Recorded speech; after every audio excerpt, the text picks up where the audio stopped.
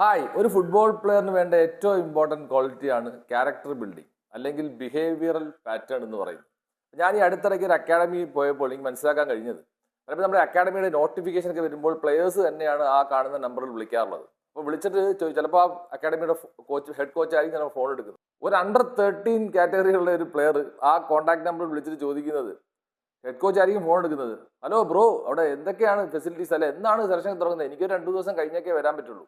അപ്പൊ ആ ഒരു പ്ലെയർ ആ ഒരു കോച്ചിൻ്റെ അടുത്ത് ചോദിക്കുന്ന ആ ഒരു രീതി, ശരിക്കും പറഞ്ഞാൽ അത് നമ്മുടെ ആ ബിഹേവിയറൽ പാറ്റേൺ കുട്ടികൾക്ക് പറഞ്ഞു കൊടുക്കേണ്ട ഒന്നാണ്.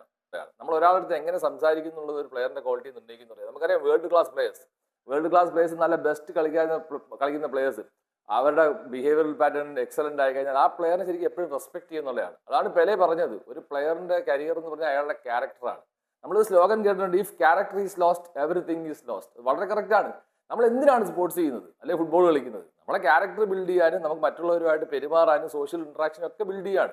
അവിടെ നമ്മുടെ ക്യാരക്ടറിനെ മോൾഡ് ചെയ്യുക എന്നുള്ളത് വളരെ ഇമ്പോർട്ടൻ്റ്. അത് ഏറ്റവും കൂടുതൽ ചെയ്യാൻ പറ്റിയ നമ്മുടെ അക്കാഡമികൾക്കാണ്. കുട്ടികൾ ട്രെയിൻ ചെയ്യുന്ന സമയത്ത് അവർ പുറത്തേക്ക് പോകുന്ന സമയത്തും ഒക്കെ അവരെ ക്യാരക്ടർ ബിഹേവിയർ പാറ്റേൺ എങ്ങനെയാണെന്ന് അവരെ പഠിപ്പിച്ചിരിക്കണം.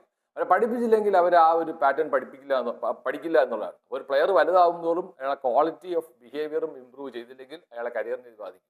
അപ്പോൾ എല്ലാവരും നിങ്ങളുടെ ബിഹേവിയർ പാറ്റേൺ ശ്രദ്ധിക്കുക. ഫുട്ബോൾ ഇനിയും വ്യത്യസ്തമായ വീഡിയോ ആയിട്ട് കാണാം. ബൈ.